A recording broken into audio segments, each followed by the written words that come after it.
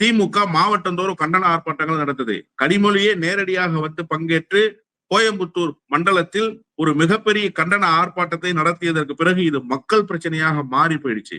நக்கீரன் போன்ற முன்னணி இதழ்கள் எல்லாம் இந்த காணொலி காட்சிகளை வெளியிட்டதற்கு பிறகு தமிழ்நாடு ஒரு பொதுநிலைக்கு வந்துருச்சு.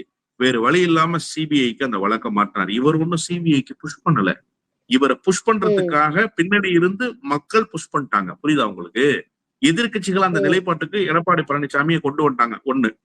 இன்னொன்னு, சிபிஐ வழக்கு சிபிஐ வசம் போயிடுச்சு. உடனே துரித கதியில நடந்துருச்சா? இல்ல. அதற்கான முழு ஒத்துழைப்பை தமிழ்நாடு அரசு அன்றைக்கு கொடுக்கல. 2021 திமுக ஆட்சி அமைந்ததற்கு பிறகுதான் நான் வரிசை போட்டு சொல்றேன்.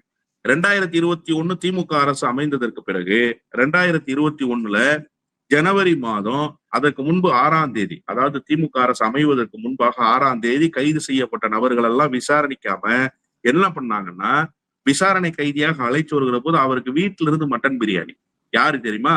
அதிமுகவினுடைய பொள்ளாச்சி மாணவர் அணி செயலாளர் அருளானந்தம் உட்பட 3 பேர். இவங்க சிபிஐயால கைது செய்யப்பட்டவங்க. சிபிஐ கைது செய்த ஒரு பாலியல் குற்றவாளி இத்தனை பெண்களை இவ்வளவு கேவலமாக வன்புணர்வு செய்து அதை ஆவணங்களாக மாற்றி அதை வைத்து மிரட்டி ஒரு மோசமான வேலையை செய்திருக்கக்கூடிய ஒரு அயோக்கிய பயலுக்கு வீட்டுல இருந்து பிரியாணி கொண்டு வந்து கொடுக்குற வேலையை காவல்துறை செஞ்சுதா இல்லையா? இதுதான் நீங்க பாத்துக்கிட்ட லட்சணமா?